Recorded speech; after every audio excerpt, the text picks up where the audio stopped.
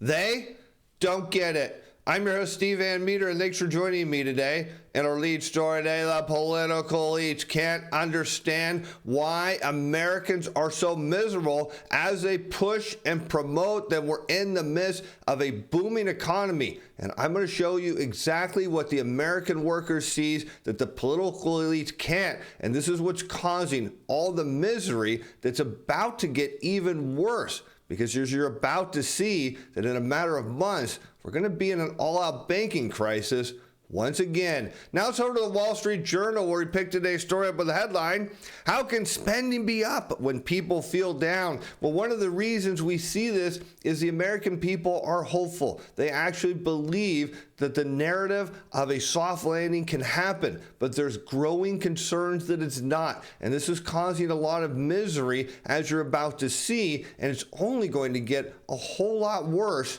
real soon.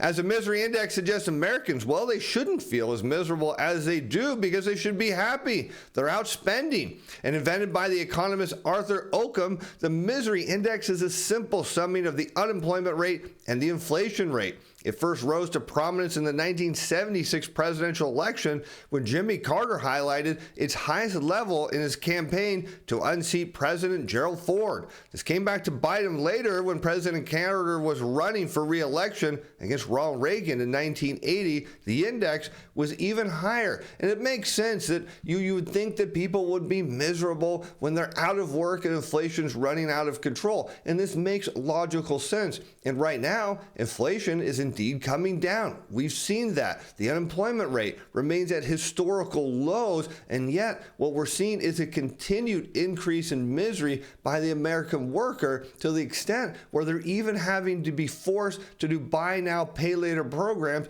just to have some sort of reasonable holiday here. And for many other Americans, they're using it to buy essentials.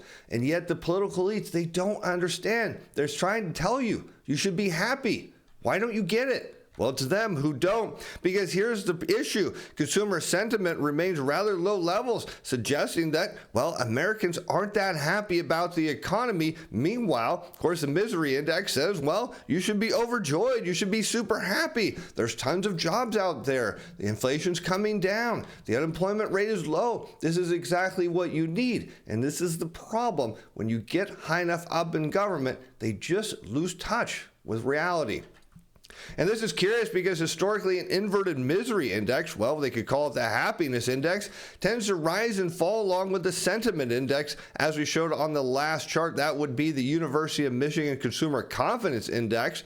But while over the past year the happiness index has risen a lot, mainly due to inflation coming down, the sentiment index hasn't matched that improvement, which suggests is the average American is feeling something much different than what the charts show. Now, we talked about this in the show yesterday, that inflation was outpacing total compensation. But so there should be some sort of notion here that as total compensation now moves above inflation, that consumers should be, well, rather ecstatic. But they're not. And I'm going to show you why here in a little bit. The divergence between the two helps explain what, to some people, has been a mystery. How can Americans still be upping their spending, including during this year's holiday shopping season, when they're so pessimistic? Well, they're really concerned here, and yet they don't want to make sacrifices to their holiday plans. They still wanted to spend. But what did we know? That on an inflation-adjusted basis, the spending just wasn't there. It wasn't a big number as everyone hoped. In fact, what did we hear from retailers and wholesalers following it? That they just didn't have the holiday season they wanted. The problem now is consumers are bet. They've gone all in on the soft landing. They're hoping it's there, but they're afraid that it's not coming. I'll show you why. So what we could see here is an important part of the answer is that to a strong job market, coupled with cooling inflation, is delivering inflation-adjusted or real wage gains that are providing people with the income to keep spending. Well, that's not the case because they're borrowing more money than ever. The issue comes down to, what are Americans seeing that these political elites can't? Well, let's take a look. Because here we've got the University of Michigan Consumer Sentiment Survey in blue against total compensation. That's shown in red. That's average hourly earnings multiplied by average weekly hours of production and non-supervisory employees shown on a year-over-year rate of change. And what we can note is that when consumers aren't happy, it's because their wage growth is falling. And you can see heading into every recession here, total compensation goes down, recession occurs, and then what happens? The confidence is low. So what do we continue to see going into the 1990 recession? Well, what happens? Total compensation growth slows, confidence falls. Happens again going into the dot-com bubble, then again into the global financial crisis. And notably, these are leading the recessions. You can see those vertical gray bars don't show up right away, but only after a bit of time. What are we seeing now? Total compensation is heading down. One of the nice things is the growth rate has been much higher than prior cycles. The problem is it's not leading to confidence, and here's the reason why.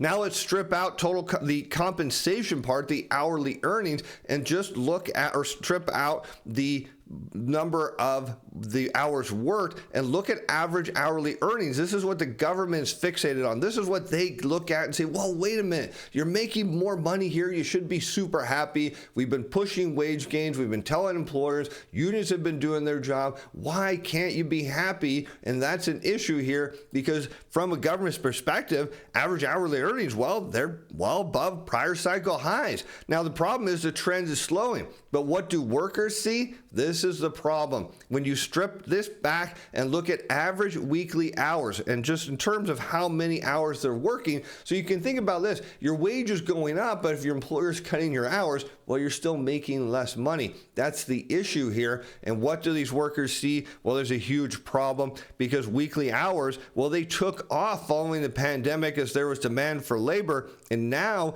it's slipped back down to prior levels where they used to be. And this is a problem because when you see a deceleration in average weekly hours, well, what do you get? A lack of confidence, and you get a recession. And so what you're having the American worker deal with is the fact that they know the economy's slowing down, they're getting less hours. Even though they're getting paid more per hour, they're getting less hours. That's a problem, and they're going to work, and they're wondering when the next big shoe is to drop, and well, the Richmond Fed says could be coming a lot sooner than most think. As we look at the regional surveys here, the 5th District manufacturing activity slowed in December. Let's look at the details here. Firms remain generally pessimistic about local business conditions. Well, that doesn't tell you there's a soft landing coming as the index edged up but remained in negative territory. The index for future local business conditions was unchanged at -5 in December. And yet most firms continue to report declining backlogs. So you think about this, the average American worker, they're going to work, they're getting less hours, they're looking at the backlogs, those orders that you work on that are not priority, and they're seeing them dwindle more and more. And they know as those backlogs go away, there's two problems that occur. One, you're going to get less hours to begin with. One other option is you may not have any hours when you get cut. And that's a problem because that index remained negative. The vendor lead time did increase, but that is not the issue. The problem here is there just isn't going to be much demand for American workers in the future, and they're hoping. They need a soft landing. They're looking and waiting for the phones to ring and get these new orders in. They're told we're going to see a soft landing in the first quarter. Employers are trying to hold on. Workers are waiting, and yet what did we see here in December? Just exactly the opposite of what we needed to see. Volume of new orders print of -14. We look at October, it was -4, November -5. Now it's getting worse. The backlog of orders continuing to shrink. The number of employees is still unchanged, and that's a good thing, but not for much longer. As those backlogs go away and the new orders don't come back, well, American labor is gone. And what can we see here? That is just validated by the U.S. 30-year Treasury yield, which is now back below 4% and falling as the time of recording here. And despite the resilience in the U.S. data, 30-year yields have plunged back below the 4% Maginot line this morning because what do yields tell us is where growth and inflation expectations are headed. It also matters as we look at the manufacturing data, and you can see where is demand. It's not there. New orders down, backlogs going away because high interest rates are not leading to more economic growth. And so as a result, and it doesn't matter if people are buying bonds, doesn't matter how the auctions are doing, doesn't matter what foreigners are doing, rates will start to come down because they have no other direction to go. They need to spur growth, and what the bond market is saying, it just isn't there. But there's one thing that could be growing, and that's your trading account. We've been showing you how to trade the bond market, and many of you said, Steve, we love your reports, but can you make it so easy that anybody can use it? Well, coming in January, when our programmers are done, we're going to tell you every day exactly which trades you should be looking at. And we're going to make it that simple. We're going to keep all the other data here, but we're going to give you everything you need, because let's look at the long bond trade on November 2nd. We saw this come off of the short position. Now, this is our machine positioning report called CTA Timer Pro. It looks at how the machines are positioned, but our big advantage, we do historical overlay. So coming next month, we're going to show you when this position moves so you could jump on that trade. And when you pair it with our Momentum Timer Pro, also on November 2nd, we saw a shift in momentum here on a 1 daily buy count. That gave you all the information you needed to put that trade in. You would have been a buyer way down here, and then right now you'd be at 15.2%. That's right, on the long bond. We gave you all the tools, all the signals, and if this thing breaks out, well, you're looking at an even bigger trade upwards. Here's that Maginot line. There's the next destination. This is going to be a huge trade. But as we continue on and look at what the long bond is telling us here, is that indeed the U.S. economy is slowing down, as average weekly hours of production and non-supervisory employees, that's still shown in blue, against 30-year Treasury yields in red. What happens here as demand for U.S. labor goes down in terms of hours worked? Notice what happens to the bond market. You see interest rates fall. Again, where is it telling you that growth and inflation expectations are headed? Tells you they're headed lower because they need to fall enough to spur demand. And so now the bond market is starting to play catch up with perhaps the fact that government data is often lagged. So what we can look at these regional Fed surveys and say, wait a minute, they're telling us everything we need to know, that American workers, they're miserable. They want the economy to boom. They want to believe in the soft landing. They're spending as if it is, and they're seeing absolutely no results. Meanwhile, what do we continue to hear from the political elites is why? Just why can't you be happy? Because you should be. The problem is, this is about to lead to an all-out banking crisis in a matter of months.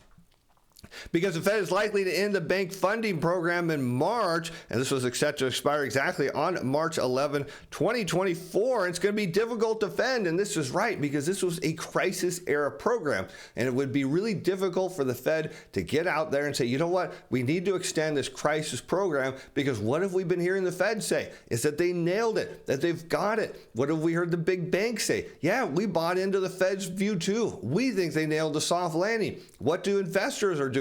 They're buying stocks on the fact that they think the soft landing is real. So if the Fed came out and said, hey, wait a minute, we're going to keep this program going, you can bet that Congress is going to have a lot of questions of why we need a crisis era program, when in fact it appears the Fed has actually done it. Of course, we know they didn't get anything at all. It just looks like a Goldilocks moment just for a brief time. As the Fed introduced the Bank Term Funding Program earlier this year as a banking crisis roiled the markets, the program allows banks and credit unions to borrow funds for up to 1 year, which is why it's coming in March, pledging U.S. securities and agency debt as collateral, part at value. Now remember, as interest rates go down, bond prices go up. This is going to be helpful for the banks. And the rate for these loans, the 1-year overnight index swaps plus 10 basis points, is currently 4.84%, 56 basis points lower than the rate of interest on reserve balances. So what's the key here is, why did the banks need this? Because they saw a deposit flight. They needed cash. And that was key. They didn't have access to it. The Fed can't create cash, so they had to create a lending program. That's what this did. It put cash into the banks. And what have we been talking about on the show, perhaps over the last few months, is the banks are not creating enough cash. The commercial banking system isn't doing it. There's still a problem at these small and mid-sized regional banks, which is why in March, when this program expires, the big issue is, well, the banks have to start paying those loans back. And justifying the generous terms of the original program, the Fed cited the, quote, unusual and exigent market conditions for facing the banking industry following last spring's deposit runs, suggesting that Well, it's time to end it. And it would be difficult to defend a renewal in today's more normal environment. He's got that right because the SRF, which is a tool made permanent back in July of 2021, allows eligible counterparties, the primary dealers in about 25 banks at the moment. Keywords at the moment. So this doesn't apply to all banks, whereas the Bank Term Funding Program did look for the Fed to expand the SRF at the time the Bank Term Funding Program goes away, because this allows banks to lend eligible securities, or at least those who are part of the program, and borrow dollars at an administered rate of about 5.5%. And the stakes in the stigma debate are particularly high right now because the Fed hopes that the new standing repo facility will serve as a frictionless ceiling tool in the coming years. Though the Fed's trying to say, look, we don't know how to fix the banks. We don't know what's wrong with them. All we know is we need to take the stigma away when the banks come to the Fed for money, that it's okay. This is just part of their normal operating procedure, that maybe they ran out of cash for a couple of days. Of course, we know that's not true at all.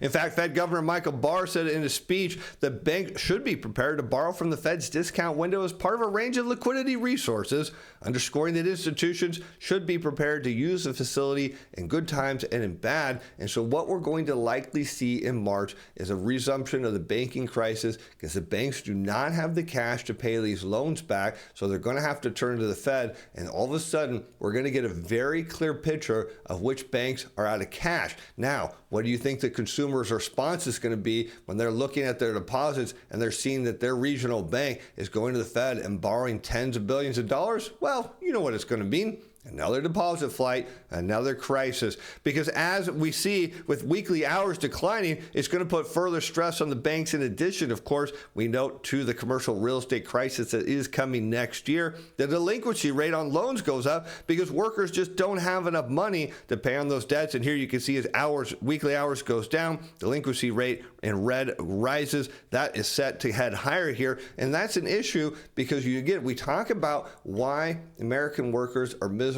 They're just saying, hey, you know what? This was supposed to be a booming economy. We were told that we were going to come out ahead on this, and we're not. They're not happy about it. And those at the top are just scratching their head saying, but we don't get it. Can't you see the data? You should be happy. But they're not.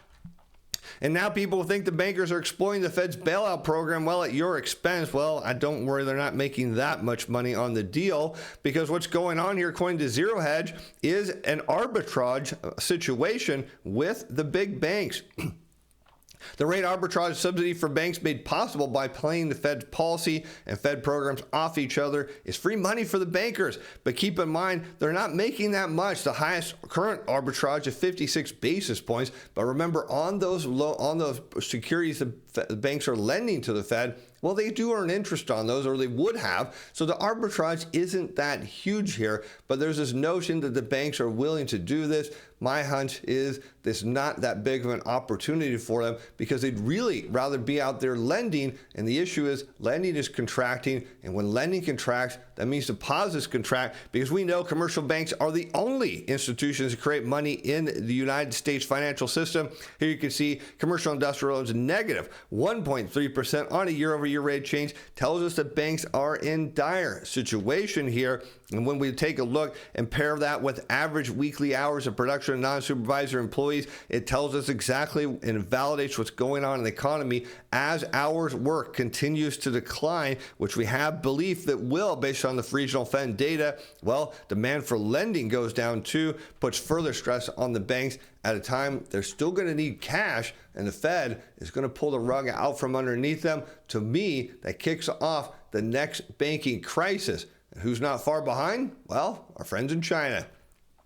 As China's industrial profit jumps through deflation woes linger, profits jumped a whopping 29.5% from a year earlier, sharply accelerating from the previous month, giving people hope that maybe there's a soft landing engineered in China going on here. And companies also record large investment returns in November, further boosting their bottom line. But wait, despite initial expectations that lifted pandemic curves would see the economy roar back to life, profits for China's big industrial companies from January to November were still down 4.4% from a year ago, suggesting we've got problems in China. We know the banks are on the edge as well as the U.S. small and mid-sized regional banks. And here we can see the profit data adds some mixed signals on the economy. While industrial output exceeded estimates in November, consumer prices continue to post the steepest drop in 3 years, while declines in factory gate costs accelerated. But here's a big problem, and we're seeing this in the U.S. You see it in China. New orders received by manufacturers shrank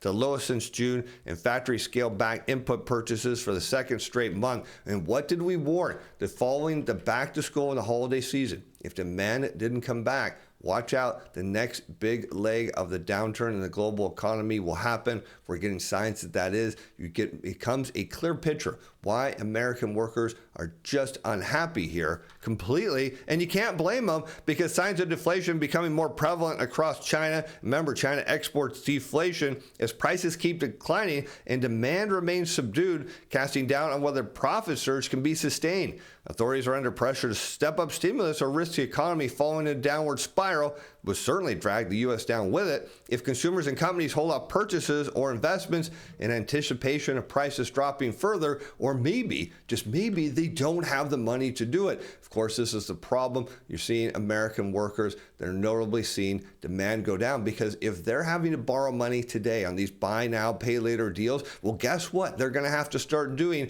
in January. Well, the pay later shows up. That means less discretionary spending, and that all back feeds into less new orders. That means the backlogs further shrink, and that means the employers say, you know what, we just don't need you anymore. And that is exactly how we get to an increase in delinquencies at a time the banks have their rug pulled out from underneath them by the Fed, because that's just what the Fed has to do, and that kicks off the next banking crisis coming soon in March. And with that, I'm Steve Van Metre. Thanks for watching. Thanks for being fans. Bye now.